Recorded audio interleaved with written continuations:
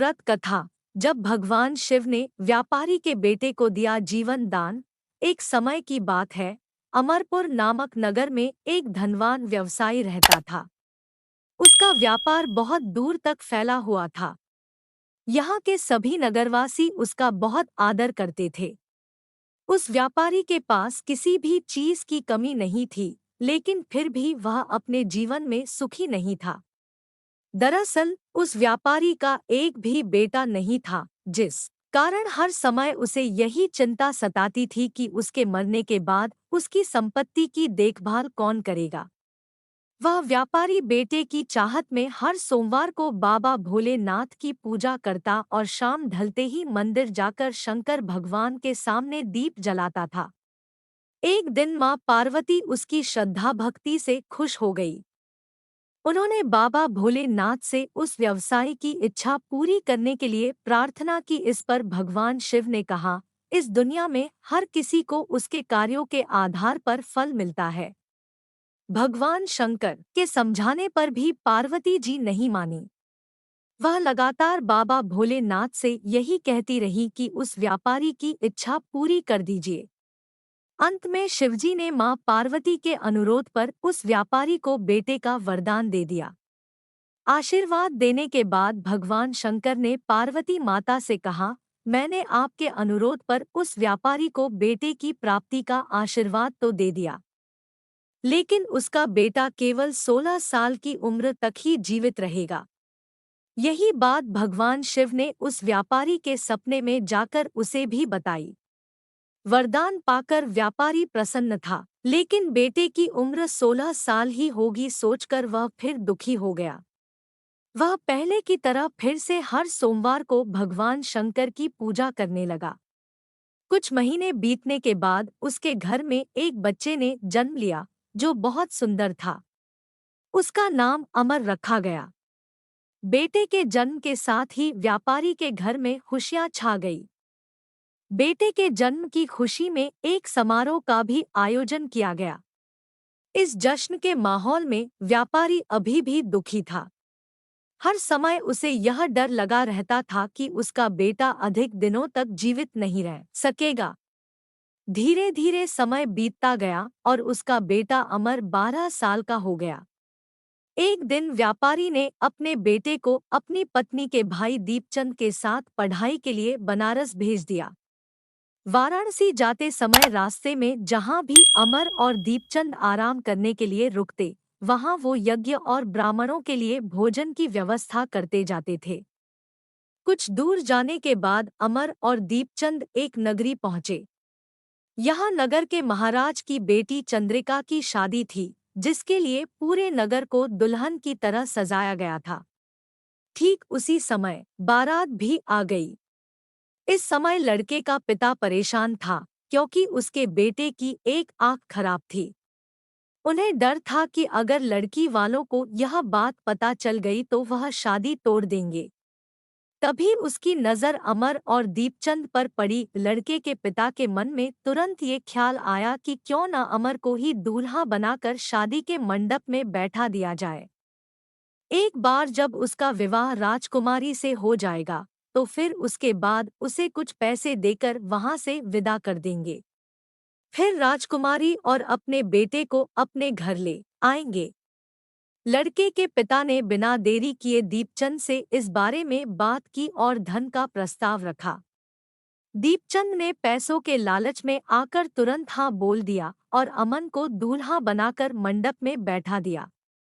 यहाँ राजा ने राजकुमारी का कन्यादान कर विवाह संपन्न कराया और बहुत सारी संपत्ति के साथ अपनी बेटी को विदा किया। शादी के बाद जब अमर वहां से लौट रहा था तो उसे लगा कि झूठ बोलना सही नहीं है, और उसने राजकुमारी चंद्रिका के दुपट्टे पर सारी सच्चाई लिख दी। अमर ने लिखा, प्रिय राजकुमारी चंद्रिका, तुम्हारे साथ छल हुआ है। तुम्हारा विवाह मेरे साथ कराया गया। मैं एक व्यापारी का पुत्र हूँ और फिलहाल पढ़ाई के लिए वाराणसी जा रहा हूँ। तुम्हारी शादी जिससे तय हुई थी उसकी एक आंख खराब है। राजकुमारी ने यह सच जानने के बाद उस लड़के के साथ जाने से इनकार कर दिया और अपने पिता के साथ ही रहने लगी। उधर अमर वाराणसी के गुरुकुल में पहुंचकर पढ़ाई करने लगा। धीरे धीरे समय बीतता गया और अमर 16 साल का हो गया। इस दौरान उसने एक महायज्ञ का आयोजन किया। यज्ञ समाप्त होने के बाद अमर ने सभी ब्राह्मणों को खाना खिलाया और उन्हें कपड़े दिए। सारे काम खत्म करने के बाद अमर रात में अपने कमरे में सोने चला गया। भगवान शंकर के वरदान के मुताबिक उसी रात अमर के प्राण चले गए। अगली सुबह जब दीपचंद उसके कमरे में पहुंचा तो उसने देखा कि अमर जीवित नहीं है। वह जोर जोर से रोने लगा। उसकी रोने की आवाज सुनकर आसपास के लोग भी इकट्ठा हो गए और अपना दुख जताने लगे। दीपचंद के रोने की आवाज भगवान शिव और मां पार्वती के कानों तक भी पहुंची। यह सुन माता पार्वती ने कहा, हे स्वामी, मैं दीपचंद के रोने की इस आवाज को बर्दाश्त नहीं कर पा रही हूँ। कृपा करके इसके दुख को दूर करें। पार्वती जी की बात सुनकर बाबा भोलेनाथ अमर के पास पहुंचे। यहाँ उन्होंने देखा कि यह तो वही बालक है जिसे केवल 16 साल की उम्र तक ही जीवित रहने का आशीर्वाद मिला था। इसके बाद भगवान शिव सीधे मां पार्वती के पास पहुंचे और कहा, हे गौरी, मरने वाला बालक उसी व्यापारी का पुत्र है। इसने अपनी उम्र पूरी कर ली है। यह सुन माता पार्वती ने भगवान शिव से एक बार फिर से आग्रह किया।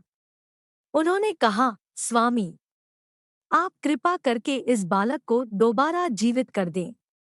इसे मृत देख इसके माता पिता भी अपने प्राण त्याग देंगे।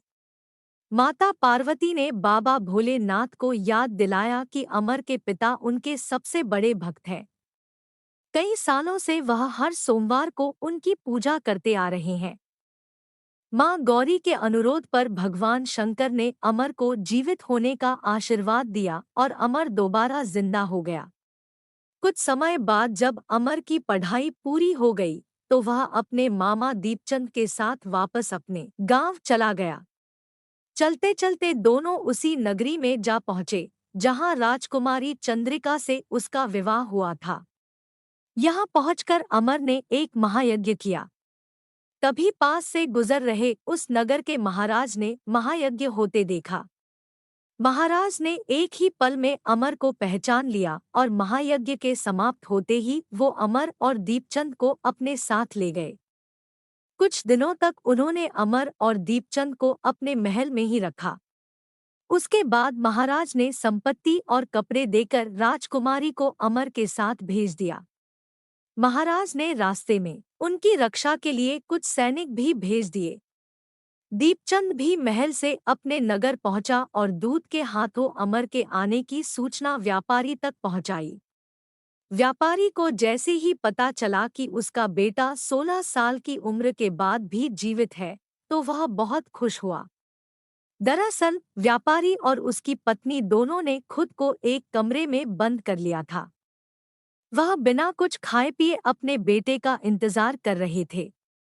दोनों ने यह प्रण लिया था कि अगर उन्हें अपने बेटे की मौत की खबर मिली तो वह भी अपनी जान दे देंगे। दूत की बात सुनकर व्यापारी और उसकी पत्नी नगर के अन्य लोगों के साथ अपने बेटे के स्वागत के लिए नगर के गेट के पास पहुंचे। यहाँ उसे पता चला कि उसके बेटे की शादी एक राजकुमारी से हुई है। वह दोनों साथ में आए हैं तो उनकी खुशी दोगुनी हो गई। बेटे और अपनी बहू का स्वागत उसने काफी धूमधाम से किया।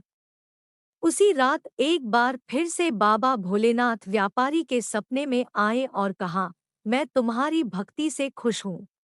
हर सोमवार को तुम मेरी पूजा करते हो, इसलिए मैंने तुम्हारे बेटे को लंबी उम्र का वरदान दिया है। भगवान शिव की यह बातें सुनने के बाद व्यापारी बहुत खुश हुआ। बेटा का जीवन वापस मिलने के बाद भी व्यापारी हर सोमवार को भगवान शिव की आराधना करता रहा। इससे शिव पार्वती दोनों की ही कृपा व्यापारी के घर में बनी रही। कहानी से सीख, अगर सच्चे मन से किसी चीज को पाने की चाह हो तो वह जरूर मिलती है। बस उसके लिए निरंतर प्रयास करते रहना चाहिए।